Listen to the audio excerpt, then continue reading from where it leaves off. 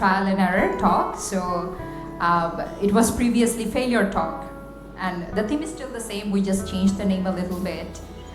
But here we want to talk about the struggles, setbacks, iterations, and growth in the journey of the founders who are actually solving very critical problems of our ecosystem.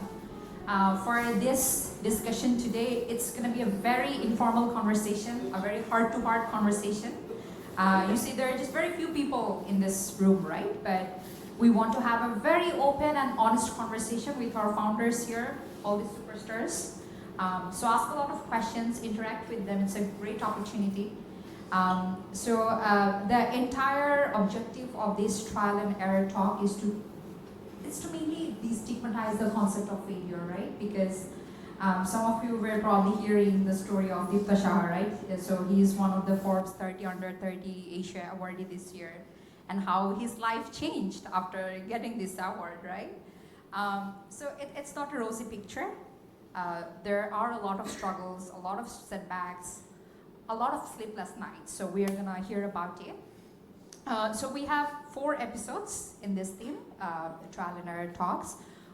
Today is the 2nd episode and we have 2 more. So please make sure you are registering for the upcoming events, because a lot of really good quality founders and investors are gonna come here to interact with people, right? So these are really free events, but we're gonna record it and upload it in the social media so that you can learn from it.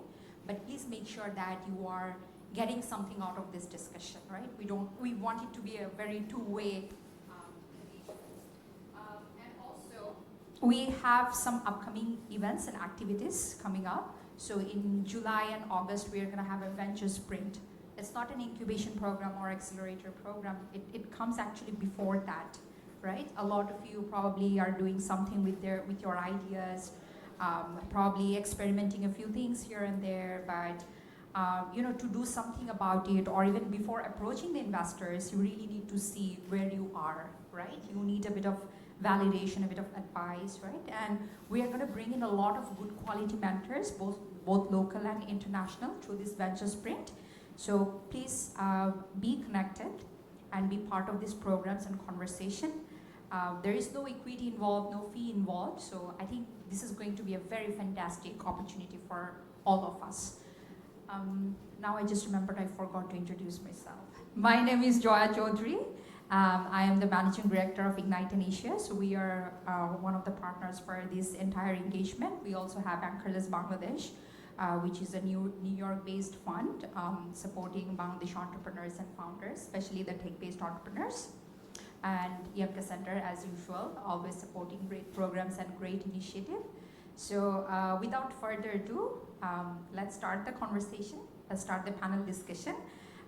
We have 3 very interesting mentors today with us. We have Diptha Saha. He is co-founder of Agroshift. This is basically a tech-based agri-tech platform that is making the lives of farmers easier with a digital, they're calling it phygital, right? Correct me if I'm wrong. Phygital value chain model in the back end. Super amazing stuff.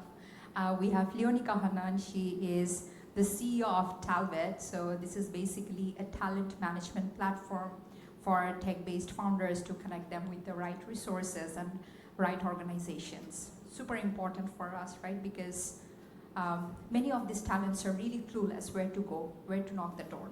So very important thing she's doing. And we have another founder, Reyasat Chowdhury. He's the CEO of Shuttle.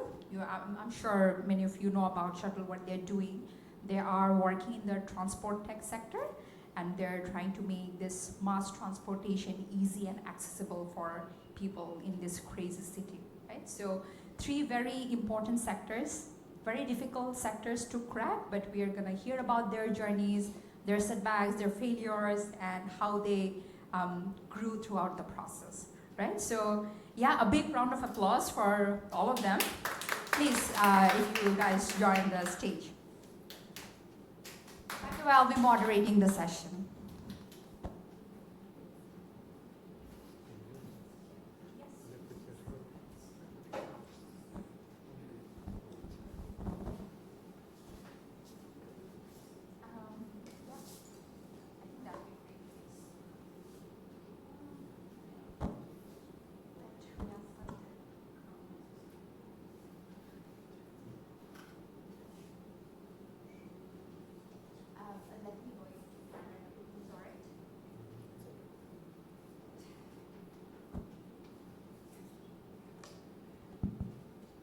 Okay, I think we are all set. We have another mentor coming in, but we didn't want to wait. Let's get started, and he can definitely join in and be part of the conversation. So, Leonika, let me start with you. Right. Ladies first. Tell us a little bit about you, how you got started with Talvette. Before Talvette, you worked in different organizations. You were with EMK Center, you were with Newscred for so long, and then you were founder of another startup called Tukitaki XYZ, and now Talvette, right? So tell us about the journey a little bit, your personal journey, and what made you go through this crazy ride of entrepreneurship. All right. Thank you so much, Joya, for the warm introduction. Really excited to be here to talk to you about my humble journey so far. I hope you find it interesting. So I'm a third culture kid. That means that I was born in one country, I hold a passport to a second country, and I've grown up in many other countries. So Bangladesh is actually, I'm Bangladeshi by citizen, but I moved here for the very first time when I was 27. So huge sort of culture shock. So I was born in Zimbabwe and had lived in several countries, did my bachelor's from the US, my master's from the UK. And then at that point, my parents decided that after having lived abroad for so many years, they wanted to come back and settle in Bangladesh with their family. So my intention really was to come for 2 years, which I was planning on leaving. And so now 12 years later, I'm still here. Really surprised that this is where I've sort of ended up, but really happy to be here. So I think when I moved here when I was 27, I sort of did my bachelor's in psychology. I really wanted to go into sort of criminal psychology. But ওই ডিগ্রিটা করার পরে বুঝলাম that I really would have to go to a PhD level to actually practice anything, that's related to doctorates. So I decided that no, I didn't want to do academics, so I picked the next degree that made most sense, which was HR, which is the closest to psychology that you can find in business and would allow me for mobility to move around the world, right, with an HR degree and pretty much go into any industry. So I think as Joya mentioned, when I moved here, one of the first jobs I had was at the EMK Center. Really happy to be back here as the Education USA advisor. And then shortly after that, I moved into Newscred, which was the first tech company that I entered. Didn't know much about tech. There wasn't really much tech happening here, very few tech companies, and I think Newscred was one of the more successful startups at that point that had raised like 1 million USD.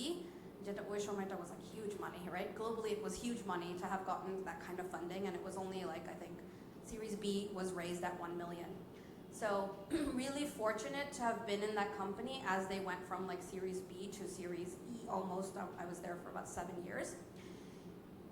Lots of good experience seeing each stage of funding. Actually, how does the structure of the company need to change? What does the talent pool need to be able to do? And the upskilling that needs to happen for the business. So towards the end of 2019, so personal story, of course, like after 5 years, I decided to finally have a baby at age 35. So at that point, I planned everything with the company. I said, hey, I'm going to go have a baby now, so let's plan what my work will look like at this point. So Agroshift, we restructured it. I was looking after the UK office, HR, and Dhaka, and a lot of parts of the US, so contributing there. So when I said that I wanted to become a mom, I said, let's reshift my role so I'm more Dhaka-based. কারণ তখন আমি 9টার সময় ঢাকার operation start করতাম, 2টার সময় it would go into UK would start waking up, so UK office দেখতাম, তারপর হচ্ছে 7টার সময় US office উঠতো, and 7টার থেকে like almost 2 a.m. I'd be looking after US stuff, so no sleep, just like hardcore working. So I said I need to shift that when I become a mom. I need like Dhaka hours. So after a year of planning, I brought it so that I would be responsible for Dhaka. But of course, I think business's priorities change. After I came back from maternity leave, there was a lot of pressure to take on like a global role. Really lucky that they were trying to give me a promotion, but it was not a promotion I wanted or could really take at that point, right? So I think I was running Tukitaki, which was an e-commerce business. So I decided to pandemic actually. I was anticipating that people would move towards e-commerce during the pandemic. And so I decided to take the leap, quit my job, and do 2 things, which was being a mom and running my business. So for you, becoming a mother and then the pandemic, this two kind of pushed you further to become an entrepreneur. Fantastic story. We're going to hear more about this and specifically around the journeys of failures and growth. Now let me come to Diptha Saha. So he's co-founder of Agroshift. So Diptha, tell us about your journey. So before Agroshift, you also were part of another similar kind of company in the agriculture space called Kamari, and you also worked in a couple of other organizations in the same space. Tell us about your journey and what made you take that leap towards starting your own. Yeah, so like my story starts from, so I'm from Netrokona, one of like the district towns. After school, I came to Notre Dame, and like if you get into Notre Dame and you don't get into Buet, it's like a blasphemy, right? So yeah, so like I can recall like in every like column we have like 36 students in every column in Notre Dame. From our column, 32 got into Buet. So I eventually was one of them. But what I learned through the first 2 years of my like academic journey, that I desperately wanted to like get into Buet, but never wanted to become an engineer. So like engineering was very difficult for me, and I was so pissed off with these things. I was always in a like thought process that if I like install heavy design softwares, my laptop can crash. So I never installed any design software, but I was in industrial engineering. So I was like very poor in, so I was the second boy in my class from the bottom. Yeah. So like after 2-2, like second year semester, like from that point of time, I started thinking what else can I do to make my university life more colorful and to gather some experiences. So I was like heavily invested in student politics, but that's a different pathway. But I was also involved in like club activities, business case competitions. So at the like third year, the end of the third year, we like won a student case competition called Hulk Prize in Buet, and then we went to Shanghai and eventually become one of the like 6 finalists. And in that competition in that year, like British Columbia was there, IIT was there, and no one was like finalist. So it gave us like certain confidence that we can, if we try, we can. Then in the final year, I got totally isolated from student politics, and I was massively depressed because like that was my dream. So like all my batchmates are in jail due to the Abra killing, and I got saved. So I got so much twist. Yeah. So I got out of campus and was planning to start something. So I like made a like serious plan. What else can I do? So from my department, like industrial engineering, 70-80% people go abroad because industrial engineering is not at the peak of in Bangladesh for as a career choice. But as I was like very poor in engineering, so taking engineering as my higher study pathway was very difficult for me. So I like didn't go to that way. Then what remains, like government job? I didn't want to do that as well because it took like 2 to 3 years to take the preparation for it. And I was very skeptic of private jobs as well because most of the industrial engineering jobs are RMG focused, you know, because the concepts of supply chain and everything, RMG is that much mature right now in Bangladesh, they can accommodate. But most of the local companies cannot like accommodate a separate department for industrial engineering. So what else remains? Running a business. So as a startup or SME. To run an SME, I needed to have like a certain capital or access to fund, but I didn't have. So the obvious option was to run a startup. In that time, 2018, like the last part of 2018, we graduated, and like 4 of our friends started IoT company because like all my friends are like cream of the cream Buetians with IoT, robotics, machine learning, XYZ, and I used to sell those stuffs. So our company started with industrial automation projects for BAT and like these companies, but this B2B business was like not very exciting for us because like it was like very boring, and for me it was like I was not part of the engineering journey, right? So the core fun was engineering. Like I'm doing some twists in the code, but I was just like a salesman, so I was not very happy to selling these tech devices when the process are very long. Then we plan to come into agriculture because the market is completely untapped. So if you think of public mobility, there are like 3-4 big names. Healthcare, 3-4 big names. Agriculture is most probably the only industry what you cannot operate sitting at Dhaka. And most of the smart people are not going to take that challenge of leaving Dhaka. So we took that challenge and started thinking what else can we do in this segment. In terms of Khamari, we gained some initial traction in terms of fundraising, exposure, everything, but the problem was with the industry readiness, because we started to work with the most difficult segment of agriculture, the dairy and livestock. It was like the super perishable, like beef and milk. In every 3 hours, the product quality gets degraded. So you need cold chain. But as freshers, we all were like 25 at that time. We couldn't raise funding. So we raised like 30 lakhs taka as funding, and that is not even the price of a freezer van. So that didn't work. As Khamari didn't work, I had to take a job to survive in Dhaka, and that was, interestingly, a government job. So I started work for Ministry of Labour and Employment as a key account manager for the compliance process of RMG factories. So I used to visit RMG factories to check their structural, fire safety and electrical compliances. So look, my previous experience was in agri supply chain, creating the farmer network, going into the field. And then I used to visit like 100 factories in 11 months in my job period.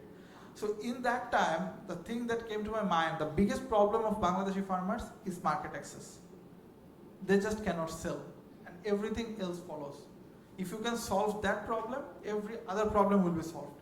They need access to like proper price, actual price.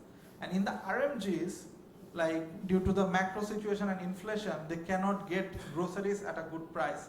So like $100, $120 salary that they get, 25, 30, 35% gets spent on groceries. So if we can match these two, this can be big, because RMG is the largest formal employee base and Agri is the largest informal employee base. So big people, big numbers, big TAM, and completely untapped. And that's how like Agroshift started. Fantastic, amazing. I mean, really, really nice. The way he kind of twisted everything and finally came up with this, it's really amazing, really amazing. But then again, I think fantastic introduction about how you got started and how these companies are coming into shape right now. But let's try to dive into the challenges, the failures. It's at the end of the day, we are talking about failures and challenges right now. Would you like to share a specific components of that failure journey, right? Because even globally, if we look at startups or even small companies, 90% of them fail. 10% fail in the first year. In the second year, it's around 70%, because after the first year is gone, all this glory and all of this, claps kind of dies down, and now you are into reality, and things start to get real, right? And both of you, I can call you second-time founders, right? Easily, right? You and both of you. So how you kind of incorporated all of those learnings from the previous business you were doing, and also even in the current business, what kind of challenges, day-to-day challenges you face? If you can give a bit of specific examples, I think it would be helpful for all of us. Leonika, would you like to start? Sure. How much time do you guys have? Like, honestly, while I was prepping for this, I was like, oh my gosh, out of the 50 things, which 3 should I really talk about? But okay, I think I've narrowed down 3 that I can highlight that really just, when I think about it, I'm like the hindsight is so much clearer. It's like, why didn't I think of this while I was running the business, right? So Tukitaki is actually my second business that I founded. The first one was, I think, shortly after I moved to Bangladesh. It's called Shahnaaz Hannan's Collection, which was a business that I started for my mom. So my mom left the country here when she was 21. So the rest of the 35 years she's lived abroad. So it's not just me that had a culture shock. She had a huge culture shock moving back to Bangladesh, right? And she is Boro Bhabi of a family. So, there's a lot of expectation around there as well. All of a sudden, from being a free, independent woman, living in Canada, to all of a sudden here where it's like, oh, Boro Bhabi, this, that, right? I think the women get it, right? So, she's sort of like going, not to share her personal story, but I could see that she was sort of going into this state of like a little bit of depression, all of a sudden, all these like expectations. So, we really just try to figure out like what can we do to like help my mom feel sort of more accepted and have some purpose here other than being like, 9 other people's borrowed puppy, right? So my mom is like really crafty. She's super artsy. So, at some point she had learned how to make jewelry when she was living in China, when we were living in China. And she used to make and sell jewelry for the United Nations Women Association for fundraising purposes. So I said, hey, look, this is something you're really great at. Your designs are amazing. Everybody wants to buy from you. You've sold to like ambassadors and UN like representatives. Why don't we do this as a business, right? Again, the borrow habi to business korte parbe na. That's just like not acceptable in Bangladesh, right? So I was like, look, okay, why don't you just make the designs and I'll handle everything else, right? And so that's how I ventured into my first business, not knowing anything about online or retail or anything, just, the photos. If you guys go to that page, product photography was awful, right? So didn't know anything about Facebook ads, didn't know anything, just sort of dove into it for the purpose of giving, for my mom to have some purpose and something of her own to do here. Did really well, surprisingly. I think, so that was very encouraging to be like, okay, this is something I can do. So ventured into my next online business, which came out of the purpose of not finding any home and decor items in Bangladesh, right? So for the life of me, Basha Guchabo, Decorate Corpo cannot find a store that's not importing really expensive things, right? And we have an amazing carpentry industry here, quite developed, right? So then we decided that we would use carpentry and start creating wooden products to then sell to the market. That too went really well, right? So for the first 3 years, it really boomed. We were doing very little paid advertising. Word of mouth was amazing. We then ventured, somehow stumbled into figuring out that art sell korchana, but there's a huge demand for art. So we started connecting and making it a marketplace for arts. We pivoted our business. Again, it was doing really well for like 2 years. And then, COVID happened and I decided, I'm going to go all into this tuki-taki. I'm going to quit my job, take this huge leap because, for 5 years I've done this business well, I've been making a lot of money. We had saved up beyond like what our expenses were and, taking a salary, we had saved up about like 10 lakhs. And then we fundraised within like friends and family, like about, I think, like 5 or 6 more. And we had enough to like move into building a website and making it automated. And that's where I'll say like the biggest mistake started happening. So the first one I'll say is that, I didn't know anything about running an e-commerce business at the scale that I wanted to go, right? So I was, I think, pushing at that point to build a platform that my customers were not asking me for. Amar mathay mone hocchilo that I need to automate, I need to be this, I need to be that. My customers are all educated, and আমি ওদেরকে একটা e-commerce দিব so they can conveniently order the way that they do at Amazon, right? Except customers in Bangladesh, even like I think the more elite class, are happy to just give you a message on Facebook and say, hey, order to confirm kore, right? So my first mistake is, a couple of people had said, apnar website nai keno, and based on this like feeble sort of thing, I dove into a very expensive mistake of spending like, 3-4 lakh taka just to build that e-commerce website. তারপর তো maintain তো করতে পারি না because I'm not an engineer, right? Nor do I have an engineering tech partner. So now I've got to hire people to, host this. And then I hosted it on WordPress, right? And WordPress or optimization, I think if anybody knows, is insane. Like you constantly have to optimize. এগুলো কিছু জানতাম না, right? So now I'm spending a lot of money, a lot of like really expensive, like a lot of money just behind maintaining this. So that's my first mistake, I'd say, is not doing enough research or talking to my customers and just thinking that amar mone hocche eta lagbe dekhe I just did it.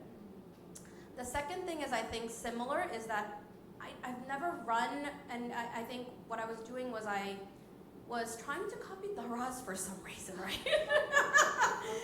Being the most like prominent, e-commerce there is, so like I'd see some of their strategies and the marketing consultants I had hired, they're like, oh, Daraz kintu ekhon free delivery dicche. I'm like, oh yeah, that's a good idea, we should do that. Except the one time I tried it, amar like 1,80,000 takar like business loss hoyeche from trying to run a campaign that for Daraz obviously is different because they've got millions in funding backing them up, right? Ami kintu ekhono playing, doing business with my own money. So that's the second thing I think is like, don't try to compare or compete with like the bigger industries. Don't even put them on your radar as people that you should follow. Like I think I should have gone for the smaller e-commerces that were successful, like the mall. There's some smaller ones like that I could have. Yeah, তখন সজগোজ ছোট ছিল, like I could have like imitated their sort of like campaigns. But I think it also is that, I didn't know enough about e-commerce. I thought I gained a lot of info and knowledge, but when you come to executing at that level, it's too sort of, high if you don't know. Compared to now, because I've been in HR for like 20 years and because of my experience at Newscript, আমি যখন এই business launch করি, it was like the opposite. Customers are flocking to me now, right? I have the opposite problem because they're like, oh, Leonika, we know. She does HR, she does it well. And e-commerce they're like, who are you? What are you selling? We don't know. Amar tokhon customer acquisition cost chilo, I think when I started it was like 732. After like 6 months we brought it down to like 330, which is still high. Talvette customer acquisition, zero. It entirely operates through like word of mouth. I don't even have like a proper website up, right? And I, on a daily basis, I'm like inbounding 3 client calls, right? So you can tell the difference when something is working and when you're forcing something into the market, right? And I'll say probably the last one is, oh gosh, there's so many.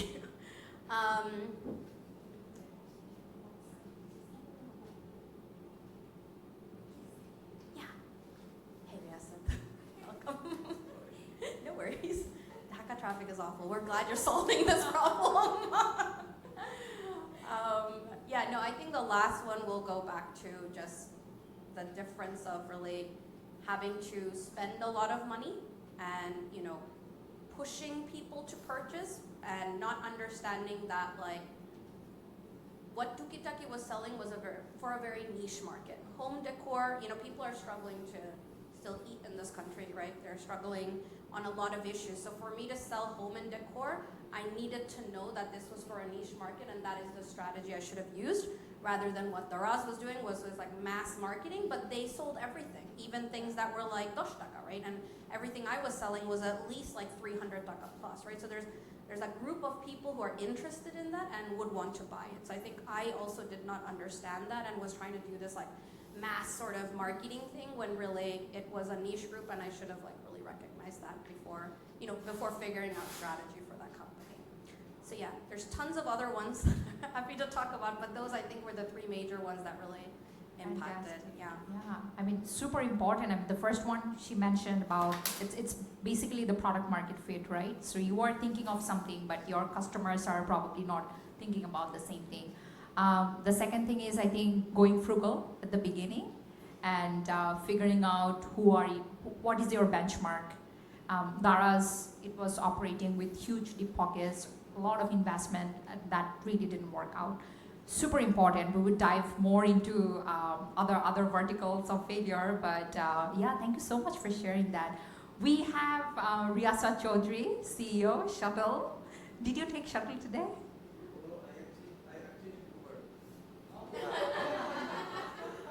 So what's the moral of the story? Irony. Yeah, I mean, so Shuttle actually operates in fixed routes.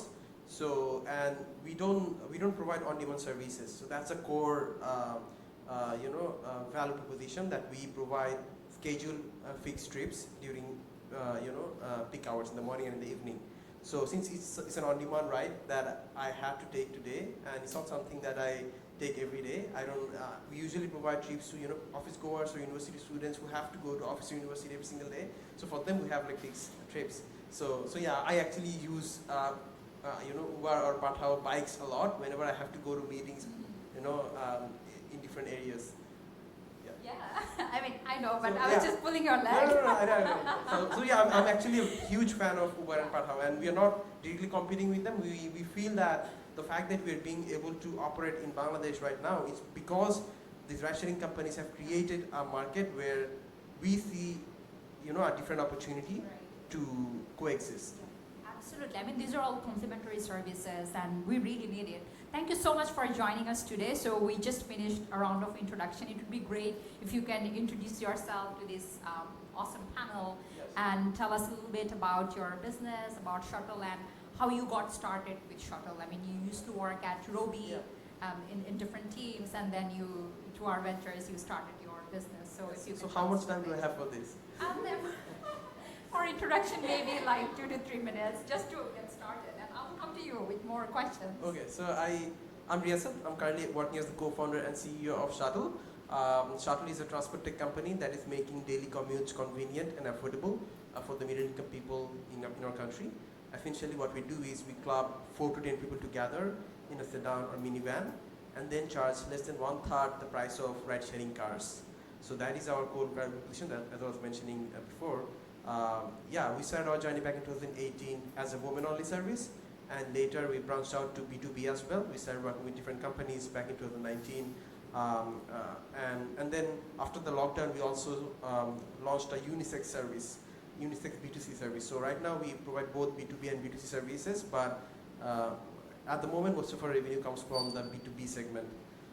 And before Shuttle, I used to work at Robi. I worked there for more than 2 years as a product specialist. But I also want to become an entrepreneur, and I can share more about it when you. Please Yeah. share a little bit of stories. Oh, okay. How it started. They shared these stories about Okay. their journey. Sure. So I mean, so since my childhood, I always wanted to become an entrepreneur. That was my dream. That I always wanted to have my own business because my father, he worked in different banks for more than 45 years. And there was a time when some of his friends started their own businesses, and my father couldn't do it because he had too much responsibility to take the risk of starting a business. So he didn't do it, but he always had this regret that he didn't have his own company. So that's why, since my childhood, my elder brother and I, we both had this dream of starting our own companies, but we didn't know how to take the first step. So I started at North South University. I started a BBA because I thought I would learn how to start a business, but I didn't learn how to start a business. I joined Robi because that was the best opportunity that I got, and I had no idea how I can start my own company. So, but luckily, I mean, there is this very popular, quote that when you truly want something, the whole universe conspires in helping you to achieve it. So, I mean, at Robi, while I was working, suddenly I got an email from HR that Robi is launching this program called R Ventures, where they are willing to invest in their employees who have innovative business ideas. And the moment I saw that email, I knew that I needed to apply. And trust me, right now it might seem like this is an amazing opportunity, everyone should apply, but at that point in time, a lot of my colleagues who were also interested in starting their own companies, they were skeptical about the program. They were thinking, if they're investing, they will take a lot of equity and all that. They took a lot of equity, but to be true type of yeah, I mean, but at least we could start. I mean, without Robi's help, we would not be able to start the company, and we were able to solve a lot of issues later on as well. So I think I'm immensely grateful to Robi for that opportunity. So I would say that the way I started my company, it was I mean, I didn't have to take that much risk like other entrepreneurs. It was luckily it was easier for me. So yeah, that's my story. Yeah, I think that's also important, finding the right partner that works for you, that can make your life a little bit easier. And if I can just add, I think a lot of people talk about luck. I just believe everyone gets a lot of opportunities. It's the most important thing is, I mean, if you can, utilize the opportunities that you get. Yeah. So a lot of time people feel they're unlucky because they probably they were not even able to identify the right opportunities. Exactly. So being able to identify the right opportunities and make the most of it, I think that's the best quality, one of the best qualities that you can have. I mean, saying yes to opportunities and trying to figure out this is the one I should go for. Super important. Yeah, we'll hear more of your journey. So today's talk is about trial and error, failure, and we were hearing about the stories of Talvette and Tuki. Thank you, Leonika, for sharing all of these things. Now I would like to come to Diptha, to you. How about your journeys of setback? Are you comfortable using the word failure? It's okay, right? Fantastic. So with Kamari and then eventually starting Talvette, if you can share some of the experience, some of the specific incidents of failures and learning in the process. So similarity is Reyasat bhai was in Adventures 1 and Kamari was in Adventures 2. So one got big, one died. So trial and error. So for me, I think failure is the first step of thinking big. You know how? Because if you are successful always, you will stop taking risks. And if you are like failure for like consecutive 2, 3, 4 years, then you have nothing to lose. And I think that mentality like is the actual anchor of doing something out of thinking. Like for me, I was in like complete academic depression across my whole life. Like so my classroom environment was every day I used to sit at the last bench and the teacher brought me in the first bench and I was asked questions that I don't have any idea, right? So only 2 labs I got like 4 was like business communications. And like all the design labs, I want to share one specific example of my final year lab. That was like CATIA, one very sophisticated design tool. And like as I've said, I never installed any like design softwares in my PC. So it was like very difficult for me to get even two at that course. So I had 3 in 150, like 3 clusters. I had 3 in 150, 50, 50, 50, 3. But my calculation was there are like 31 students in my batch, 32 in the next batch, and there are like 34 PCs in the lab. 2 was not functional. So if they give me F, how can they accommodate the next batch? Because there are not enough computers. So then I tried. I went to my like department head and said that I'm going to arrange the entire sponsorship for the department fest, but like make me pass in this course. And I did that. I brought sponsorship from my alumni because So and I barely survived. So I think my varsity life is the like pillar for my entrepreneurial journey because I was failed in academics, failed in personal life, failed in politics. So like I had no hope. So when we started our entrepreneurial journey, when we failed to like raise big in Kamari, so it was not like a surprise for us. We thought that okay, this was like this is the scenario for any like varsity grads coming into startup industry and not getting rewarded as per their commitment. And we thought this is the scenario. And then when we have to go to our jobs, we didn't mind because we thought this is the process. After job, we have to do something else. And you know how I got my co-founders in Agroshift? In the last few months of Kamari, there was a situation we have to leave our office. So it was like 7 p.m. and I was very depressed. And after like everyone left from the office, and what else can I do? I like posted on LinkedIn because that's the most frequent thing in that time I used to do, like posting on social media with my experiences and all. And through one of my social media posts, I got connected to my existing 2 co-founders. So like I think 2 things are very important for doing something big. First one is like getting really resistant of failure because like failure will happen every day. In startups, founders all the founders are like CFOs. We have our own like passion projects and used to bet on those projects. Some gets really very big and some don't, and that's the reality, right? So every day we are experiencing success and failure, and you have to take it like as a normal way. And the second thing is what I think, to start thinking something unbelievable. And one of my most favorite founders nowadays, Ashish Mohapatra of Business India, I want to preach some words about him. So he and his wife built 2 unicorns who are profitable, and PAT, profit after tax, is like 100 million. So he used to say the first step of doing something big is to start thinking something unthinkable. So in Bangladeshi context, what is unthinkable? That is like the most underserved communities will buy their groceries doing digital pre-orders. Have you ever thought of this in Bangladesh? Any tier 2 cities, do they buy groceries online? Never. In the last 10 years of our e-commerce, never. Like what about the percentage? So to get into this thinking, all the failures help, because this eventually could fail as well, but we didn't mind, and we have to find out new ways.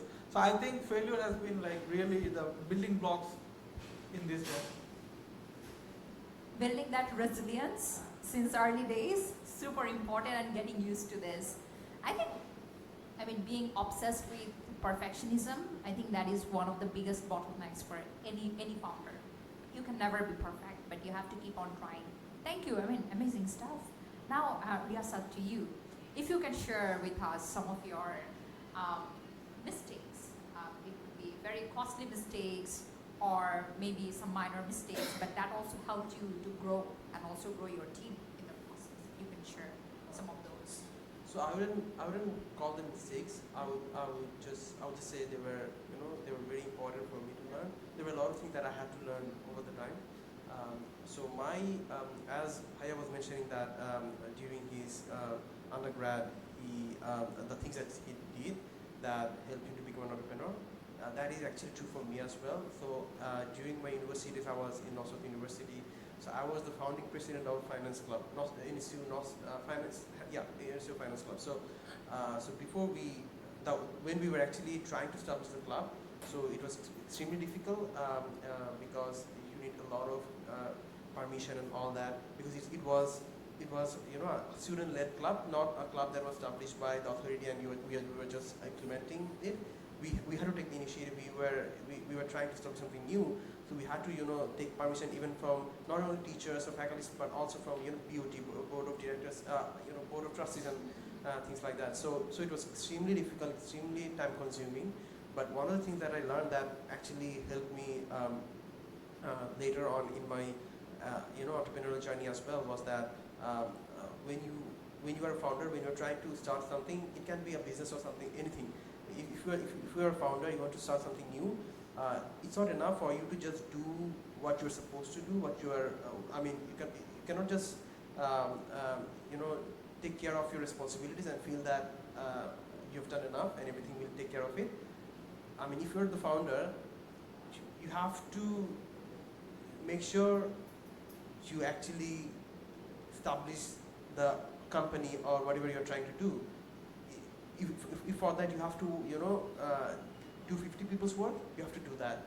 You don't have any JD, you cannot just say that I've done my bit, other people could not contribute, so it did not happen.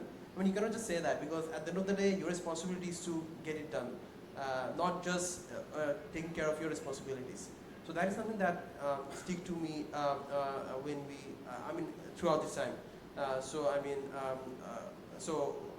it was a very important learning, because initially in the first 6 months, I was trying a lot, I was giving my all, but I was not able to establish the club. But then what happened was, suddenly I started taking charge and actually, doing other people's work as well. I was trying to talk to BOT, even though I didn't have the permission to go and talk to them. The faculty, our faculty advisor was supposed to do that, but I didn't care about those things anymore. I just did it myself. So that is just one example. So I had to do everything, but I didn't think about amar kaj konta, amar club onno member the kaj konta. I just had to do it. So that was a very important learning, and that is something that I also utilized during my Shuttle's journey as well. So that is one learning that always helped me. Secondly, I think when we started Shuttle, we had no idea how to structure a company. So that is another learning that we had in the initial phases. Especially the way startups work, the way startups fundraise, the way the company, the shareholding and everything works. We had no idea. But we learned a lot of things, in the last 4 or 5 years, and I think I'm really happy that we went through all those experiences, we're constantly trying to make sure we utilize those knowledge and experiences in our journey. I think this is very important, shareholding structure, setting up the proper governance. Even before this conversation, we were talking about losing equity in the early days. Losing too much too early. That's, I think, very important for founders, and most of the businesses, not just in Bangladesh, worldwide, majority of the businesses fail, or the frustration brew among the founders because of this, losing too much too early. Yeah, but if I can just add, I think, that's completely true, but at the same time, I think everything is reversible. That is something that entrepreneurs should keep in mind. Because at the end of the day, all the shareholders, they have one common goal, and that is to make the company successful, and that is the only way they can all make money. So I think in business, the good part is, I mean, if you play the long game, everything is reversible, and you can actually, if you keep doing the right things, if you keep, keep learning from your mistakes, you can definitely make sure that you improve and you solve all the challenges. Super important stuff. Leonika, like some water? Fantastic. Yeah, I mean, really amazing stuff we are hearing from these founders. Anyone would like to address? I mean, all of you, I think you have raised funding or planning to raise funding. Any insights you would like to share on that front? Like, what are some of the red lights investors look at when it comes to securing the deal or figuring out where to bet on? You have gone through that journey, and Leonika, we were also just talking about how raising money in the early days, it's a double-edged sword, right? How do you prepare yourself? What are the red lights you personally prepare yourself with? Who would like to go first? Sure. So, I mean, I think number one thing that is very important is that a lot of entrepreneurs, they talk about not getting funding because the investors not getting their idea. But I think it's very important for the entrepreneurs to also understand exactly the potential that the business has. So I think it's very important to see that what kind of problem I'm solving, and what's the total market size, and also what's the true potential of the business, and is it necessary for me to raise funds? That is also a very important question, because we think people who raise $1 billion, they raise because they were a good storyteller, but no, because they were working on solving problems that were so big, and they also had traction to back that. They didn't just go to investors and ask for $50 million and they got a check. So we also need to understand that, startup funding is not only storytelling. Storytelling is very important, but that only matters once you have all those foundations ready. Yeah, not only numbers, everything is, yeah. So, storytelling is very, very important, but it is only relevant when you have everything in place to raise funds. So I think that is something that entrepreneurs should understand, and also, we shouldn't be raising funds just for the sake of raising funds. We should be raising funds if we truly need it, and yeah, that is something that I think everyone should understand, because in the last few years, a lot of young aspiring entrepreneurs who were thinking about starting something of their own reached out to me at different times and asked me how they can raise funds as well. So I think this is something that I've always observed, that people who haven't started their business yet but want to start something new, they don't consider all these things. It's not their fault. It's, I think, because they don't have the experience yet. But I think this is something that everyone should consider. Yeah.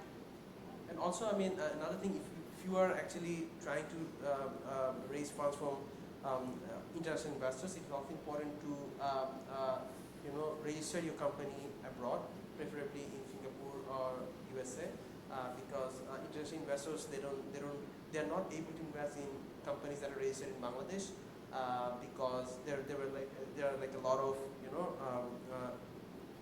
regulatory issues. So if we're planning on raising funds from abroad, from international investors, it's very important to register the company either in Singapore or in the US or somewhere else. Yeah. How about you, Diptha? You have raised fund, and I'm sure you are also planning to raise further rounds in the coming days. What were your lessons learned in that fundraising process? How did you prepare yourself? Yeah. So, the main purpose of doing a startup is to do something big, right? If we have to run a shop, we didn't need to raise funds. So, to do something big, we need to raise something big. Because if you want to disrupt the agri supply chain or the purchase pattern of groceries, so you have lots of people to fight in that space, right? So I think there are 3 T's. There is a very famous theory, team, time, and timing.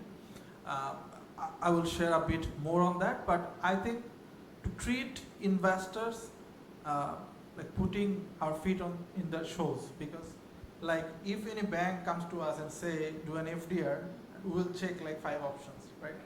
So like people are writing $1 million checks, not even seeing us. They have to be incentivized in a way which is much more than opening an FDR. Like they need like 20x, 50x, 100x returns. If in a country like Bangladesh you cannot like win a market segment, then it's not possible, because like our I think what we tried to build in Khamari, we couldn't raise fund. An Indian startup, Mufar, they only operates in Punjab, raised 15 million in seed, only operating in Punjab.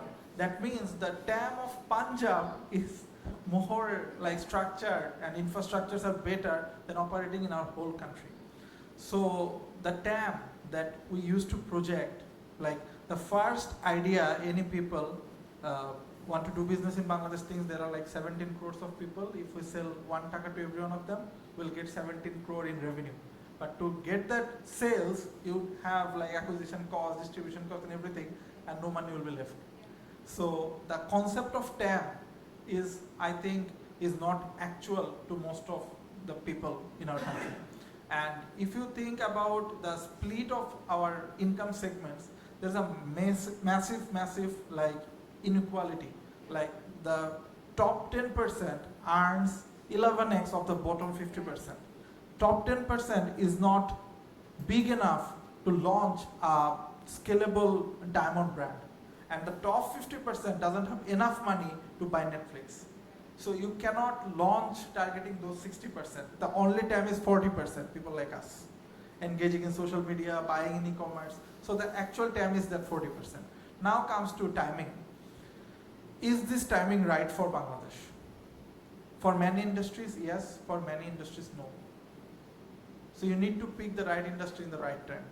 Like for the industry that we operate, there was a natural demand of a startup in agri and in RMG for like past 5 years, because the largest 2 blocks of our economy. So we were in just right time.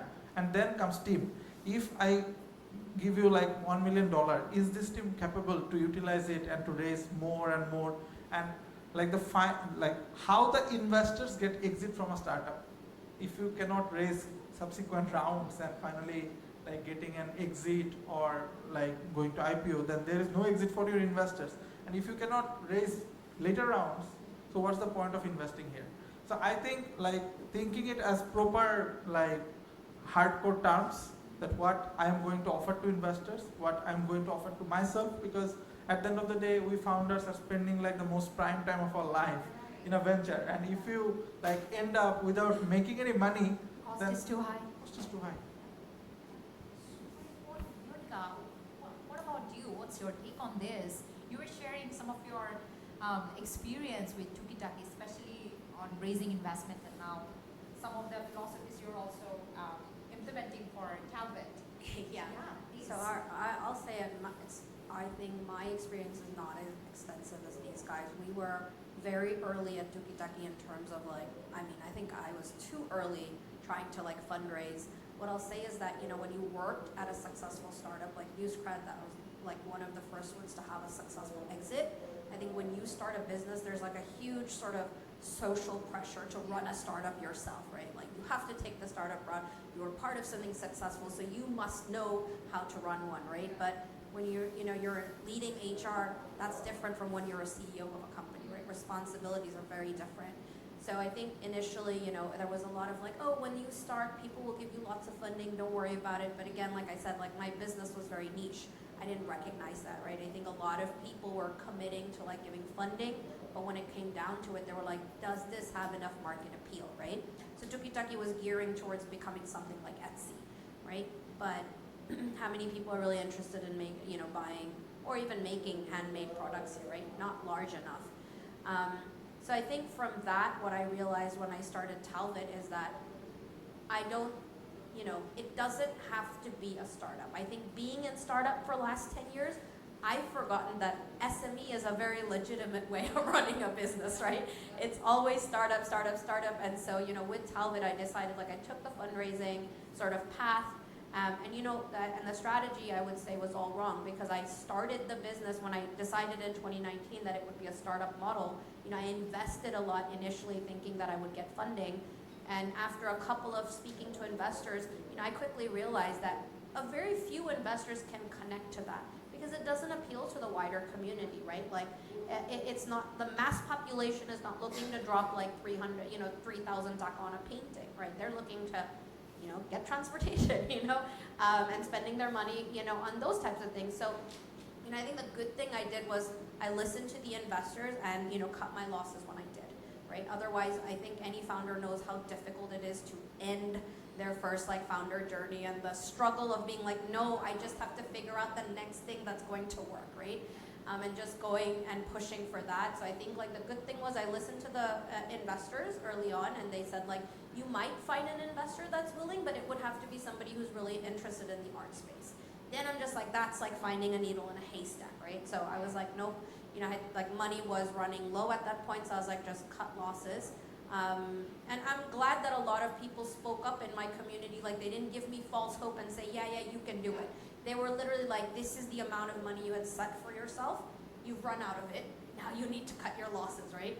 So that was, I think, really difficult. And I think, my learning from that is just regardless of what the community says, it comes down to the actual pitches, right? And whether people will or not. So don't build a business based on, a lot of, VCs had come forward and said, yeah, we will when the time comes, right? But when the time came, it wasn't happening, right? So I think it's just, you need to not take other people's words for it. So this time around, it's too early for Talvette to fundraise. That's what I've realized. I need to figure out what works. Talvette has been operational for 1 year. As I said, we've entered at an excellent point because I don't have, struggles finding customers. Very lucky that Bangladesh has become a hub sort of for tech talent recruitment, right? Everyone's looking to hire from Bangladesh right now. So that's not a struggle, but again, it's not ready to sort of take funding and dominate any sort of market. We are in a business where talent are literally trusting us with their careers. So I don't want to compromise by being just connect to this company and I'm getting my money, right? It's not really about that. And I feel if I take funding, I'll really have to expedite that process. I'll have to automate a lot of processes. And now I talk to 5 or 6 people a day. I love it. Right, I'm making genuine connections, authentic connections, and I'm connecting them to jobs that make sense for their life, right? So those are things that I don't feel like I want to compromise on right now. So yeah, too early for us to fundraise. Yeah, and that's super important, because you are not only just building a business, you are also building a community, and that's super important. I think for early stage founders, this is something we all should think about, because the people you are serving, what kind of community and space you are creating for them, and that I think creates the pathway for organic growth, right? Super important. Would you like to share anything on that? Or you wanted to share something? No, it's right. Yeah, super. Now, I think that would be the final round of discussion. What would be your advice to the people who are, thinking of that transition from corporate to entrepreneurship, or maybe they used to do something in the beginning that failed, they're planning to start something again. So what would be your advice to those people? Second-time founders or people who are transitioning from corporate to entrepreneurship? You can start. I think for second-time founders, I don't know, because this is my first business, so I cannot share any advice for them. But for people who are planning on starting their own businesses while working at a company, so I think the most important thing is to understand, is to evaluate if I have the right qualities to start a business, because it's a completely different ballgame. And when you are a founder, you have to look after marketing, you have to look after fundraising, you have to look after sales, every single thing. So you have to be good at everything. Not necessarily the best, but you have to be able to do all of those things. So I think it's very important to understand if I'm one of those people who can actually do a lot of do different type of tasks, and also if I can manage a team, if I can attract people to join my company or my team. So I think all these things are very, very important for people to evaluate before starting their own company, because I've seen people who were amazing employees, and they were earning a lot of money as well. They were very stable, they were doing great, but they also had this dream of starting their own companies. but they were probably not a good entrepreneurial material. It's not a bad thing. Everyone has different profiles. So I think it's very important to understand if I'm the right kind of people to start my own company. So I think that is very important. Secondly, I think it's also very important to be open-minded. I think a lot of time what happens is that we come up with a solution and we then try to implement it without taking into consideration if there's we feel there's a demand, but we don't understand the market, or we don't analyze the market before making a product. So I think it's very important to be open-minded and talk to as many potential customers as possible, and then see if you were able to identify the right problem. And thirdly, I think this is actually the most important thing. I think it's very important to not just suddenly leave your job and start your own company. A lot of people will say that this is all about taking risk, but I actually feel that entrepreneurs should always, you definitely have to take risk. I mean, if you're starting a company, you definitely have to take risk. You cannot avoid that. But I think it's good entrepreneurs, they try to minimize their risks.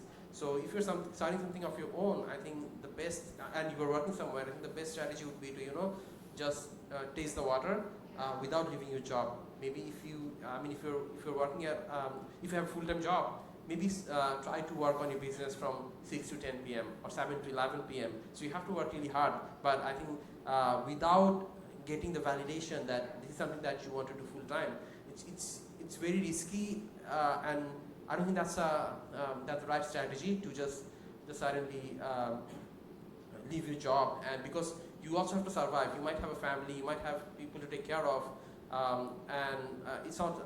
I just feel that when you are working somewhere, you get to constantly explore different opportunities. But you've already left the job and all that. I mean, maybe you will not be able to explore different things. Maybe the first thing, if that doesn't work out, you don't have any more bandwidth to keep going.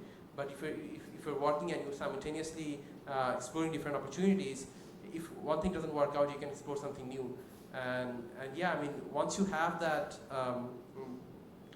belief that no, this is working, and I can see a clear path how we are progressing and how we can actually become big, and how I can actually make sure that I can draw salary so that I can at least take care of my basic necessities without relying on other people or without having a full-time job.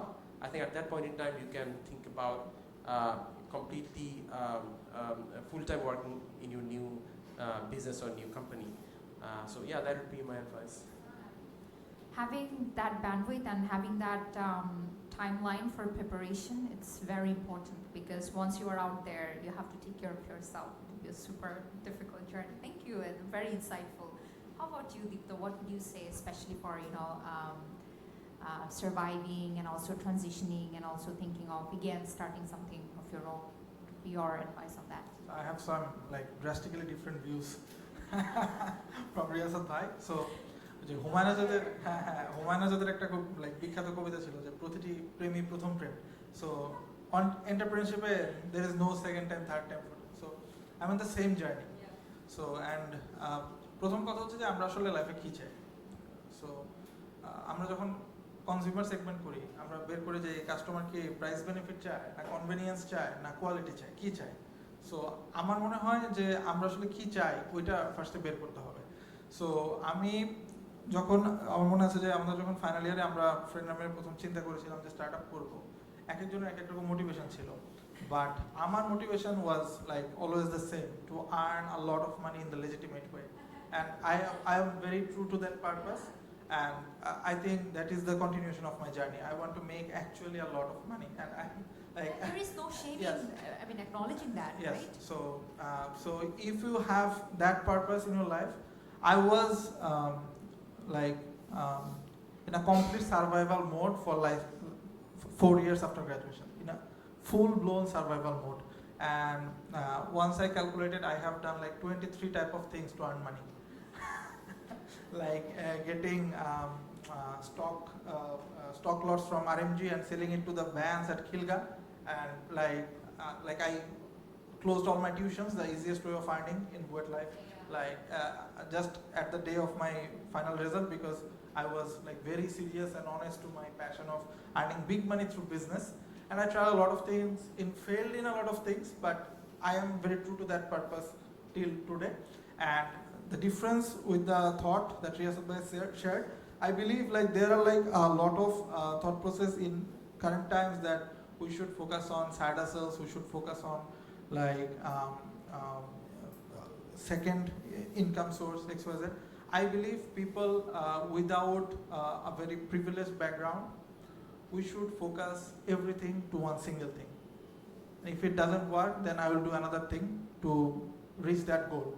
Without this approach, it's very difficult to make anything very big in Bangladesh, because I never think Elon Musk is an like idol for us, like people like us in Bangladesh. Our idol should be Citigroup, TK, and Fresh, because how they made money, how Mr.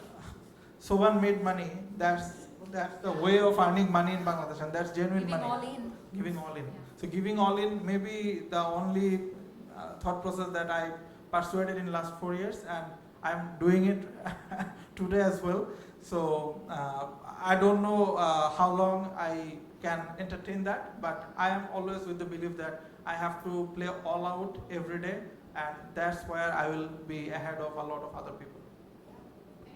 Again, I think it boils down to what your heart wants and understanding what you are good at. And if you have that conviction, go for it all out, right?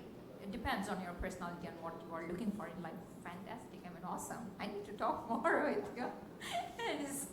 Yeah.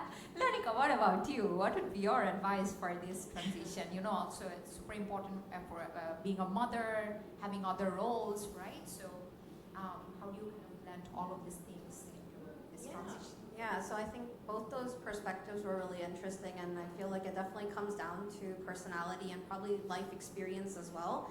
I mean, I was actually going to say the exact same thing as Reyasat, that, you know, moonlight your job. I'm also risk averse. I don't think I could just give up my salary and put it all in. At that point, like, you know, I, of course, being the equal partner, contribute to my household financially. So I would not put that kind of financial, you know, burden on my husband, though he can, you know, cover for it. I wouldn't want to do that as a person, to be like, oh, I'm going all in, you know, with this thing, and I need you to cover all the expenses, right? So I think I'm risk averse in that way. So I did, you know, my job, and I did Tukitaki very openly, you know, with my company, knowing it, that this is something that I was working on. But, you know, I don't think I ever really had the intention of it going full time until I saw the opportunity of COVID, right? I agree that I think, but I agree with him as well. You know, I think both are valid. It's just from my life experience, it made sense for me to find that opportunity to take the step. Right, and until then, I think I hadn't seen the business opportunity to take it, and when I did, right? And that at that point, it was sort of all in. But I think part of the thing that's really important in that journey is to find people who can do it with you full time. And I feel like that's something that I didn't do. I didn't vet very well. Like, I had, you know, people like investors, but they weren't full time. And that whole, like, you know, starting off a business on your own is really hard. There's like millions of things you have to like juggle. So I think when you're alone, it just becomes really, really difficult. Whereas if you have like, oh, I'm good at this, my, you know, partner is good at this, and my other partner is good at that, like that makes life a lot easier. And the tendency of your, you know, I think the chances of your business succeeding is also a lot higher than if you're running it solo. I honestly don't know how people back in the day did solo companies, honestly. Like all these groups of companies that are like, oh, he was a solo, you know, mostly men, like solo founders ran it all the way to a group of company. Now I'm just like in awe, because I feel like I can barely get through the day with like one function without a second, you know, founder. So I'd say like that's like really critical. Have people that are in it with you full time and committed to it. So I think we don't necessarily have like different views. So I was only talking about talking from the perspective of you know, the people who are already working somewhere, who have a stable income, who have a family to take care of. So who are already working and who are very used to their jobs and who are very used to getting a fixed monthly salary.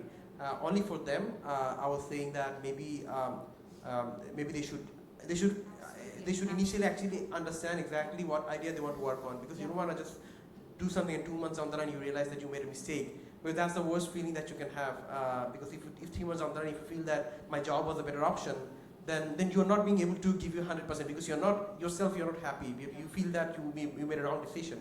But if you're a student and you feel that entrepreneurship is all you wanted to do, and you want to start your own company and not work anywhere, go for it.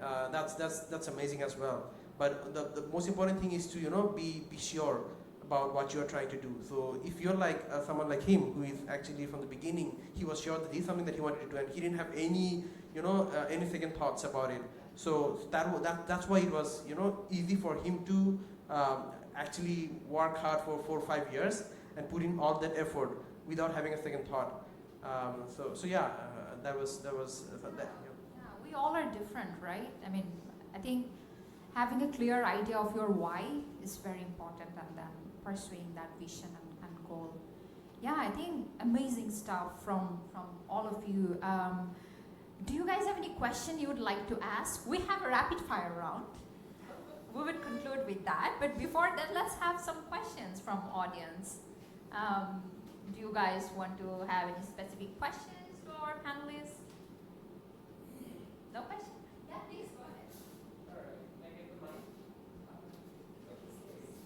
So, incredible stories. I was very moved by all of your stories and how you kind of weaved all of your experiences with humor and expression. That was incredible. Although I felt a little bit sleepy because I haven't slept in 2 days, so and I kind of although I do agree with many of your suggestions, but I kind of recently rejected one of the job from a reputed company because I want to pursue my passion. And I want to pursue my passion in research-based content production company. It's a very unique idea that's not been happening in here, and nobody has done that before. So it's a little bit, I'm scared, but yeah, that was the right decision to do. So yeah, and I have left my previous 2 jobs from a big companies just because of that. So yeah, it's the right decision. So I want to ask all of you and. How did you steer your way, piercing through the stigma and overwhelming fear that you felt? That's what happened to me, because starting, taking this step and taking this step in courage and speaking in front of you. This takes a lot of courage, because it's just now that I've been able to organize all of this stuff. So one is that, and another thing is one of the things that I have felt so far is narrowing down ideas and choices, because we are filled with so many choices around us, and in research that happens a lot, because we go through rigorous research and rigorous stuff to organize our thoughts and build something. So how do you steer through that? That's kind of overwhelms me a lot. Narrowing down things, it's really difficult for me. So how do you do that exactly? So 2 questions. Yeah. First one is, how do you take that first step? Number 1. Yeah. And the second one is, what's the second one? Narrowing down the idea. How do you make your choice? Who would like to take the first one? Sure. So I think. Feel free if anyone would I think for the first question, for me, it always felt like a game. So I just wanted to enjoy life and focus on getting better and developing myself. Because I always play the long game. I don't care about being successful in 2, 3, 5 years. As long as I'm getting better, I'm improving, and I'm learning new things, and I can at least take care of my basic necessities,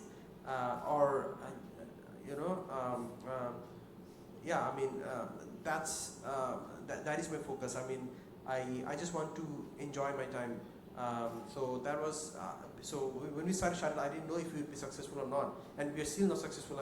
It's a long journey, and every single day we are fighting for survival. Yeah, so it's an extremely difficult journey, but I think the fact that I'm not concerned about being successful in 2-3 years, and I think that gives me that gives me the time to actually explore new things and to do the things that I love.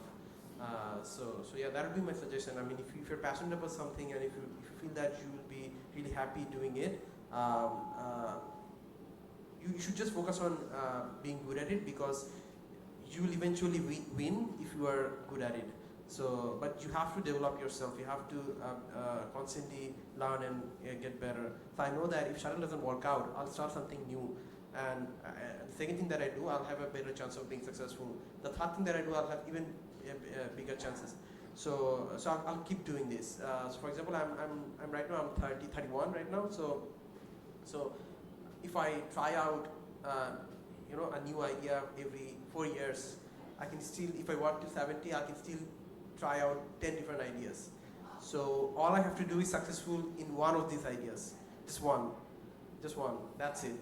So I have plenty of time, like 40 years to be successful.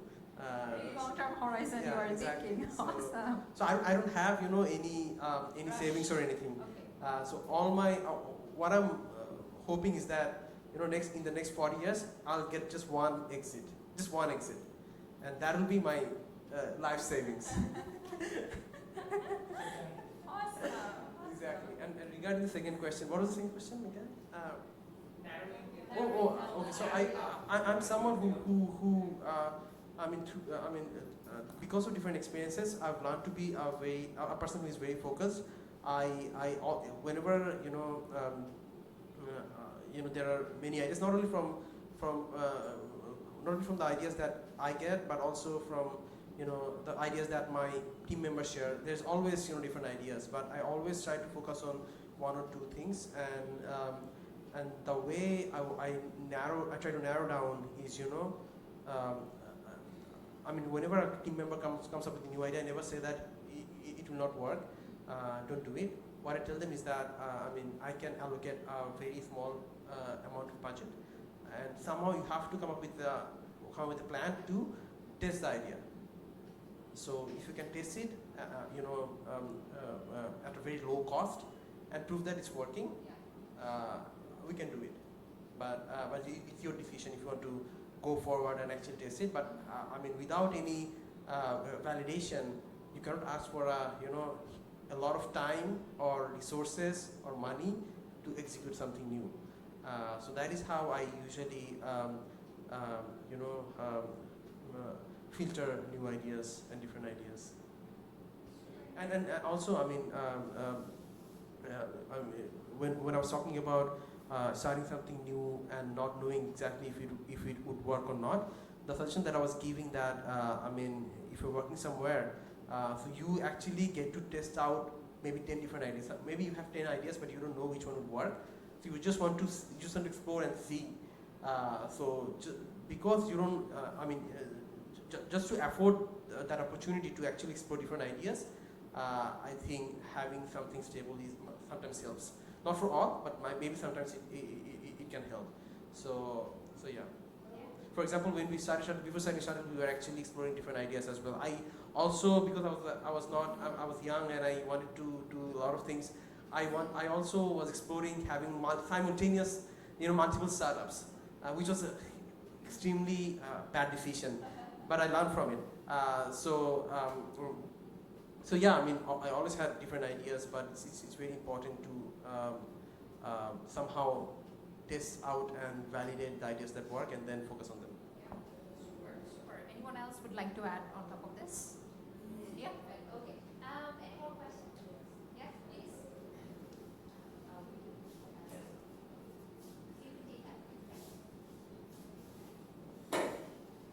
Yes, when you have passion for something, but the society is not ready to accept this passion or venture related to this passion, then it is very possible that you may fail. Then how to recover the loss? Wow. Very deep question. How to recover the loss? So I think basically in the top of pyramid, who is in the top of pyramid is a very lonely guy. He is not the party guy. He is not the most social guy. So if you want to get into that, you need to forget about like this, what society thinks and everything, because you know right what you need. So get it. But there may be loss. How can you You have to be cruel to be kind. Can you give a specific example? Are you talking about business loss? You lost some money, trying something, and how do you cope with that? maybe we can think of the implemented issues where the costs are very much like cost of the factory is expensive, but society can't accept it. Don't accept it. So do you mean like financial loss? Yes. Yeah, I think one route is of course to take up the startup route where you're not investing too much of your own money. You have a little amount to like test out the idea you've budgeted for, and then find investors who have the capacity, to incur that loss in case it's not successful.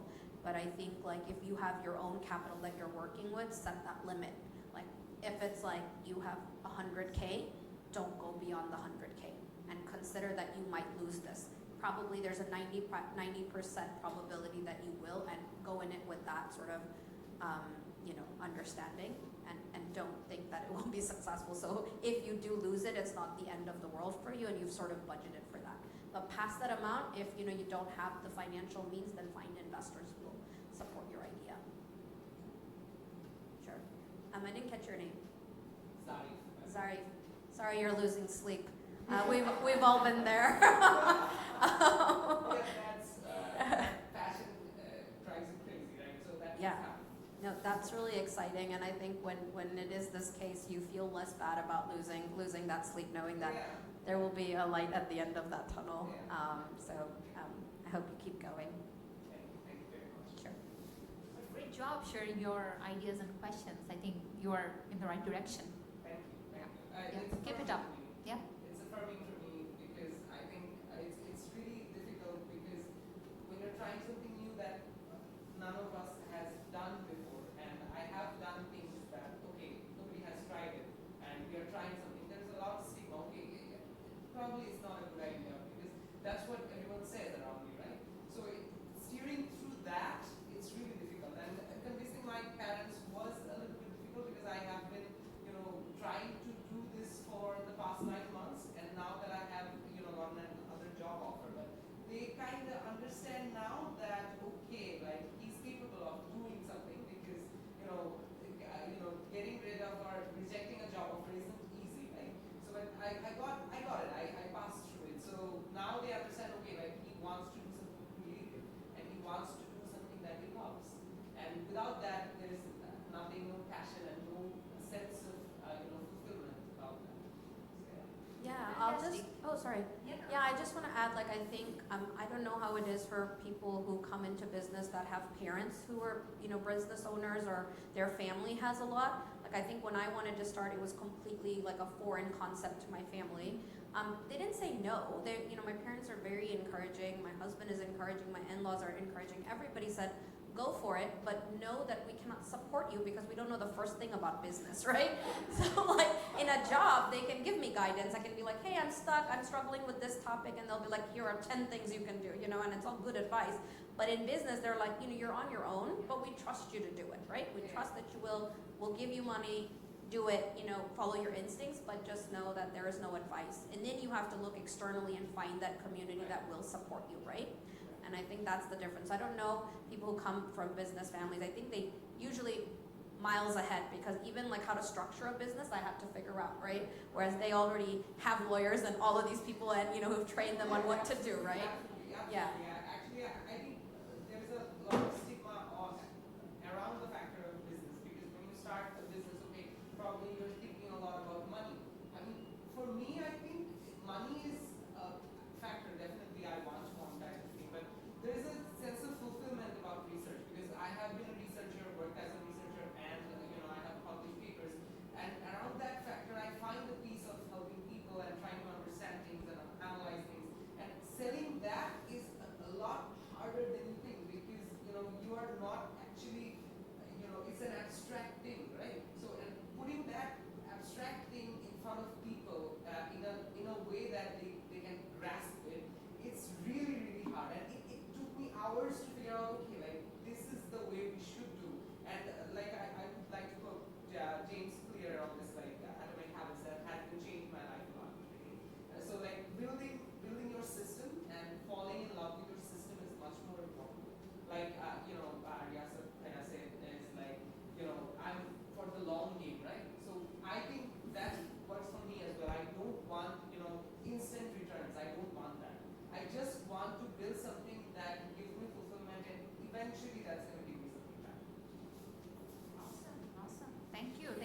sharing your experience. Give her a applause for it. Yeah. Any more question or one? Thank you very much. দুইটা question করতে চাই। প্রথমত হচ্ছে শাটেলের সাথে যিনি আছেন তার কাছে, যে উনি তো আসলে লং টার্ম গেম নিয়ে খেলছেন, হয়তো ওনার ক্যাপাসিটি বা ব্যাকগ্রাউন্ডটা ওইভাবে কাভার করে। তো যাদের ব্যাকগ্রাউন্ড ওইভাবে কাভার করে না, যে 40 বছরে সফল হলেও চলবে, তাদের জন্য কোনো সাজেশন আছে কি না?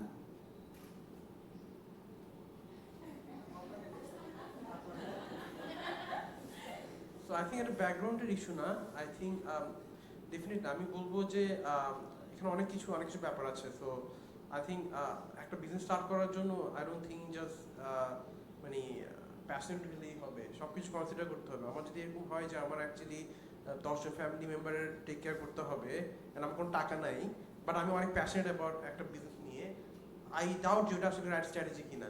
বিকজ আপনি সার্ভাইভ করতে পারেন, আপনি ওটা মেন্টাল প্রেশার যেটা থাকবে যে আপনি আমার ফ্যামিলি টেক কেয়ার করতে পারতেছেন না, আপনার বাপ মা খাওয়া দিতে পারতেছেন না, ওই সময় অ্যাকচুয়ালি আপনি নিজের প্যাশনের পিছনে 3 বছর স্পেন্ড করাটা আপনি মেন্টালি নিতে পারবেন না, আপনি মেন্টালি স্টেবল থাকতে পারবেন না। আই থিঙ্ক এসব সব কনসিডার করে you have to take a decision যে আপনি কী করতে চান।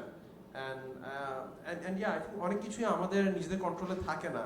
বা আই থিঙ্ক আমি যে ব্যাপারে সবসময় প্যাশনেট থাকি, যে আমি আমার কন্ট্রোলে যেসব জিনিস আছে আমি ওগুলো নিয়েই কাজ করতে চাই। আমার কন্ট্রোলের বাইরে কোনো কিছু যদি থাকে, আমি যদি কালকে এক্সটার্নাল কোনো কারণে, ধরেন দেশের একটা বড় কোনো একটা কারণে, ধরেন মিয়ানমারের মতো বাংলাদেশে কোনো একটা কিছু হইলো যে সব বিজনেস বন্ধ হয়ে গেল, এখন এটার জন্য ডেফিনেটলি স্যাড যে আমার কোম্পানি বন্ধ হয়ে গেছে বা কিছু একটা হয়েছে, বাট আমি এটার জন্য I not be depressed.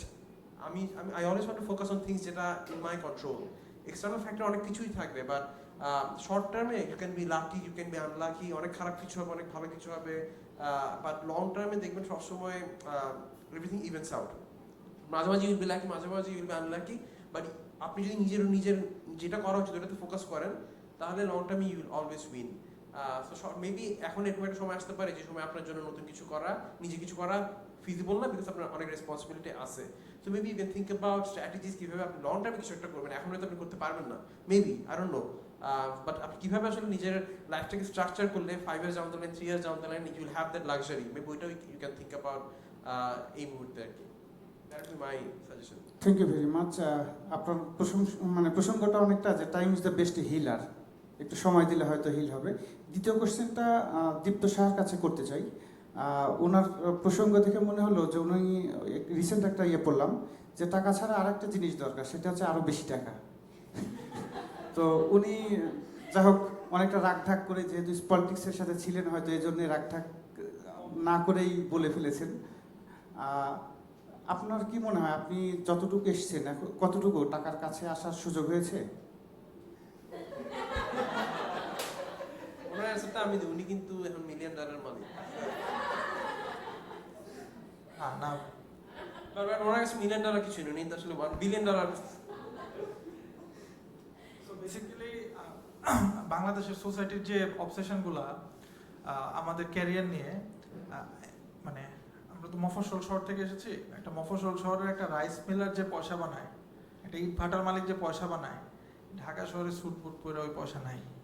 So আমাদের ওই হাম্বল হতে হবে ওই লোকদের কাছে, because they are making genuine money. এবং আমি কিন্তু মানে প্যারামিটারটাই টাকা সেট করছি। সো ওই রেসপেক্টে চিন্তা করলে একটা রাইস মিলার যে টাকা বানাচ্ছে, আমি ধারে কাছে সারা বছরেও বানাই না। সুযোগ হয়েছিল আপনার জেলায় একবার ঘুরতে যেতে, আপনাদের ওখানে বিড়ি আছে, তো অনেক আগে গিয়েছিলাম, প্রায় 10 বছর আগে। আচ্ছা, আর একটা প্রসঙ্গে আপনি বললেন যে বাংলাদেশের প্রেক্ষিতে একটা বিবেচনায়, কিন্তু আমরা মোটামুটি বাংলাদেশের প্রেক্ষিতে অনেককেই চিনি। একজনের নামও আপনি যেটা বলেছেন, তাদের বেশ কিছু বিষয়ে সব কিছু ফেয়ার এরকমও না, কিছুটা আনফেয়ারও থাকে। এটাকে আপনি কিভাবে দেখছেন? আপনি কি এভাবেই মনে করছেন এটাই ফেয়ার? এটা ফেয়ার না, কিন্তু দেখেন মানে মানে আমি যেটা বলার চেষ্টা করছিলাম যে লেজিটিমেট ওয়েতে আপনার যদি কাজ করতে হয়, there will be legitimate competition, right? কারণ ধরেন সে আই গেস ভাইরা পাবলিক মোবিলিটি নিয়ে ব্যবসা করে, they know what are the challenges. ধরেন আপনি বাস নিয়ে কাজ করতে গেলেন, আপনি জানেন বাংলাদেশে কি চ্যালেঞ্জ হতে পারে। আমি একটা খুব ইন্টারেস্টিং গল্প শুনেছিলাম যে যখন জেটিআই আসলো মার্কেটে, আকিজ বিক্রি করলো, সো একটা স্পেসিফিক ডিস্ট্রিক্টে জেটিআইয়ের প্রোডাক্ট পুশ করার জন্য ওনারা অনেক ট্রাই করছিল, বাট যেহেতু এই ডিস্ট্রিবিউশনগুলো অনেক মানে লুক্রেটিভ বিজনেস, সো কোনোভাবেই জেটিআইকে অফ করা যাচ্ছিল না। দেন একদিন ব্রিজ থেকে জেটিআইয়ের একটা গাড়ি ড্রাইভার সহ নদীতে ফেলে দেওয়া। So this is Bangladesh, right? এবং এটা আপনি ধরেন যতই চিন্তা করেন যে এটা আমি বলবো না, শুনবো না, অ্যান্ড দিস ইজ রিয়েলিটি। এবং this is not attach to any particular government, any particular political party, this is us. আমরা এরকমই জাতি হিসাবে এটা মেনে নিতে হবে। এখন আপনি খারাপটা না নিলে শুধু যদি ভালোটা নেন, যেমন আপনি যার এক্সাম্পল দিচ্ছেন কনজিউমার গুডসে ওনারা যে ব্যবসা সেট করেছেন, দ্যাট ইজ কমেন্ডেবল। কনজিউমার গুডসে টিস্যু পেপার থেকে শুরু করে, পেপারস থেকে শুরু করে, চাল, তেল, এবং আপনি দেখেন একটা কোম্পানি রিয়েল এস্টেট থেকে স্টার্ট করে এখন কনজিউমার গুডসে কত ভালো ব্যবসা করতেছে। So we should take that example যে without having a domain knowledge একটা লোক 43টি ইন্ডাস্ট্রি বানিয়েছে, 45টি ইন্ডাস্ট্রি বানিয়েছে। সো ওই এক্সাম্পলটা যদি আমরা নিই, ওইভাবে কাজ করি, খারাপটা না নেই, because it's our life and our choice যে কোনটা নিব কোনটা নিব না। সো আমার মনে হয় ওই রিজনিংটা আমাদের থাকলেই হচ্ছে। Thank you very much share করার জন্য, যে খারাপটুকু বাদ দিয়েও ভালো কিছু নেওয়ার সুযোগ আছে। বাই দ্য ওয়ে, আমার ট্রাক নিয়ে কাজ করার অভিজ্ঞতা ছিল, তাই রাস্তায় কি হয় অনেকটাই, কারণ সারা বাংলাদেশ ঘুরতে গিয়ে অনেক কিছুই দেখার সুযোগ হয়েছে ওই সময়। Thank you very much. Thank you. I think আরো যদি questions থাকে আমরা after this session in the networking part we can ask. Please connect with the speakers, connect with them so that you can take this conversation and relationship forward. I think এখন আমরা open fire roundটা দিয়ে শেষ করব very quickly. Who wants to go first?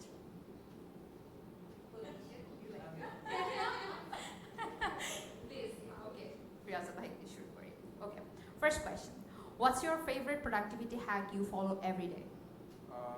I use Notion, and I always have these to-do and that that is a huge help for me because I know exactly what to do today, and I don't have to keep anything in mind. Yeah, awesome. Second question: if you could have dinner or lunch or wine, anything, with any successful entrepreneur, living or dead, who would it be? I don't know, maybe Elon Musk. Oh, nice. Okay. What's the one thing you wish you knew before starting your business? Starting my business. One thing you wish you did. Oh, that's why I posted, but I think it's just knowing that it's extremely challenging journey. Not only because of because of all the challenges that you face while executing your idea, but also mentally it's very, very draining because of it's a huge challenge to start something of your own and establish it legally, and also make it sustainable. You have to put in a lot of effort, and you have to go through a lot of phases, a lot of challenges. So yeah, I think everyone said it's going to be difficult, but I think deep down I somehow believe that it would be super fun. Yeah, it's difficult. Okay. What's your go-to source of inspiration when you are feeling stuck? We all go through that, right? Inspiration. I mean, what do you do when you feel stuck? I take a nap. Oh, that's fantastic. Oh my God. As simple as that. Take a nap. Okay. What's your big vision for the next 5 years? It could be with Shuttle, it could be anything. My Big vision. it's very simple. I genuinely believe that I'm a very happy person, at least for the last 5-6 years, and I want to make sure I remain happy as a person, and that is my goal. My goal in life is not to become someone who has $1 billion, at least not right now. Maybe there was a time when I wanted to become someone who has a lot of money, but right now my goal is to remain someone who is happy. Right now I'm genuinely happy, and I want to make sure I can actually maintain that. That is my goal. Fantastic. And I always want to prioritize my happiness. That's, I think, very important. I mean, mental happiness, physical happiness, everything, happiness with life in general. Final question. Would you recommend any movie or book or any podcast, anything that works for you, to the founders or to your friends or these people? So I've been listening to this podcast for the last 2 years actually. Masters of Scale. I love it. When I go to the gym, sometimes I also listen to the podcast instead of listening to music. So I think that is something that I would recommend any founder to check out. Yeah. And another book that I loved reading. I think the name of the book is Delivering Happiness. I read it around 5-6 years earlier, but I loved it. It talks about how you can build a good culture in the company and how you should be customer centric and also take care of your employees. So something that really inspired me when I was starting Shuttle.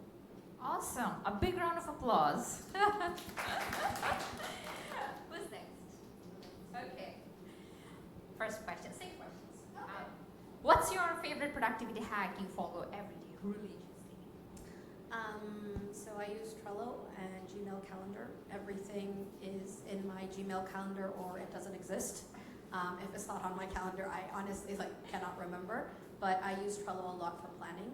And I usually plan my day 1 hour before my work day starts. Absolutely religiously, I prioritize what needs to be done. So there's a long list of things. And then from my Trello backlog, I'll pull into to-do for that day. Awesome. If you could have dinner or lunch or walk with any of the successful entrepreneurs, living or dead, who would it be? Yeah, so I would actually pick news creds like former CEO Shafkat Islam. Wow. Just because, having been part of that company for 7 years and, I think, we sort of secondhand experience how difficult that founder journey is while, they started with 3 people and 2 people dropped off, during the journey. And he persevered, honestly persevered, had a successful exit, is now the CMO of Optimizely. I'd really love to hear the firsthand story of how that worked out for him. Awesome. What's the one thing you wish you knew before starting your business? There's so many. Pick one. Oh goodness, what's the one thing? I think it's similar to the fact that I think what Reyasat said is that it's a lot of hard work, and I think that you have to do the hard work, but I think the level of sacrifice that you have to make is just not something you can contemplate. And I think the recent example that happened was, one of the reasons I started Talvette and remote working is so that I can, continue giving my toddler time, who's at a very sort of critical developmental age, and I don't want to be at a job all day. So I have my day planned out, the hours that I spend with her, and then when she naps, I'll take the bulk of my calls during that time, right? And then when she sleeps again. So one day her schedule was just wonky. She's supposed to go to sleep at 2, but it was 3 o'clock and she hadn't slept, and she's standing in front of me bawling her eyes out, right? And I have a client call at 3, and I'm just torn as to what I'm supposed to do at this moment. Am I supposed to manage my toddler, who's obviously looking at me take care of me? Or am I supposed to manage this client that, I think I had already spent 2 weeks rescheduling, and I was if I reschedule one more time, it's gonna look really bad, right? And it's offensive and unprofessional. So I think those are the sacrifices, that you don't realize you have to make. Obviously, guys, I picked my toddler over the client call in case you're wondering. But it was a momentary thing where I was what should I do in this moment, right? And it was a horrible thing to even think that I would not attend to my toddler. But yeah, those are the realities of the sacrifice I think we have to know that we need to make. Yeah. What's your go-to source of inspiration when you are feeling stuck? So I also nap. My body literally will shut down when I'm stressed out and frustrated. It's not even voluntary. I think my body's just that's it, just shut down. The other thing is, to be honest, sometimes I cry. I have a good cry, and I feel a lot better after a good cry. I feel more in control, and I'm okay, what's done is done. I can't control this. Cry it out, and then I feel a lot more focused and planned. Plus, the nap really helps. The 2, once you're done crying, nap, you're solid after that. You're okay, just let it out. And you can do that privately. It doesn't have to be an open thing or that you talk about, but it's a great coping mechanism. Yeah. Fantastic. What's your big vision for the next 5 years of your life? Yeah, it's really simple. I continue and hope that I can be a good mom and a role model to my daughter. Wow, awesome. And one last question. Any movie or book or anything that works for you and you really enjoyed recently? Would you have any recommendation? Yeah, so I really, like, as part of my life, whether it's personal or professional, really practice Radical Candor, written by Kim Scott. It's a great way to be able to communicate with your team and give feedback in a transparent way while being compassionate, and I encourage everyone to sort of read that book and incorporate it into their daily life. And there's a really fun website on Radical Candor. You guys can check it out. Just Google Radical Candor and it's really awesome. I looked at it. Wonderful. Big round of applause for you. Now, Diptha, to you. Same questions. What's your favorite productivity hack you follow every day religiously? ভোরবেলা ঘুম থেকে উঠি so Okay. তখন মনে হয় যে আমি সবার চেয়ে আগে গেলাম 2 ঘন্টা আমি লিখি যে আজকে কি কি কাজ করবো চেক মার্ক দেই সো এটা আমি রিলিজিয়াসলি করি মানে যখনই মানে প্রতিদিন অ্যাটলিস্ট 5টা 5:30 থেকে ঘুম থেকে উঠি And when you sleep? 11টা 12টা Okay, okay. I think good 7 hours of sleep, 6 to 7 hours of sleep. Awesome, wonderful morning person. If you could have dinner or lunch or walk anything with any successful entrepreneur, who would it be? Mukesh Ambani cause Jio মার্টের এগ্রোশিফটে কিনে নেওয়ার একটা opportunity আসতে পারে so Wow, we're dreaming really big. Awesome. What's the one thing you wish you knew before starting your business? it will be intense. It is like very intense. Not only like psychologically, it's like physically very intense. So এত প্যারা জানলে অন্য কিছু হয়তো হয়তো পিছিয়ে যেতাম So, you know, talking about that stress and intensity in moments like those when you are feeling stuck, what's your go-to source of inspiration, or what do you do in general to cope with that? I talk with people যারা আসলে startup টার্টআপের সাথে একদম involve না, like one of my school friends, আমার ওয়াইফের সাথে অনেক কথাবার্তা বলি মানে ওর ইস্যুস নিয়ে। সো জাস্ট মানে এটার বাইরে তো পৃথিবী আছে, Right, ওইটা এক্সপ্লোর করার ট্রাই করি। right. So talking to people হ্যাঁ, who are not different. part of this Yeah, world. yeah. Wow. Interesting. Your any suggestion of movie or book or anything that really caught your attention in the recent past? Do you have any recommendation like that? So movie, like I really like Gangs of Wasseypur. It's so real. Wolf of Wall Street অনেক ভালো লেগেছিল। Okay. আর বই আমি basically সুনীলের অনেক বড় fan, আমি প্রচুর Sunil Sunil, হ্যাঁ আমি সুনীলের, আমার মনে আছে পুরো ভার্সিটি লাইফ আমার ব্যাগে সুনীলের একটা কবিতার বই থাকতো। সো আই এম লাইক আমি অনেক সুনীল সমরের শীর্ষেন্দু পড়ার লোক আর কি। এখনো পড়া হয়? এখন আর পড়া হয় না ইভেনচুয়ালি, বাট আমি মানে সুনীলের কবিতা টবিতা এখন। Awesome. What's your big vision for the next 5 years or 10 years? For 20 years. Like creating impact on like mass people's life. সব মানে ধরেন say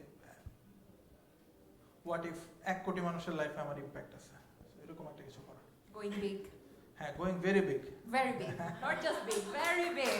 Big round of applause. Wonderful, wonderful.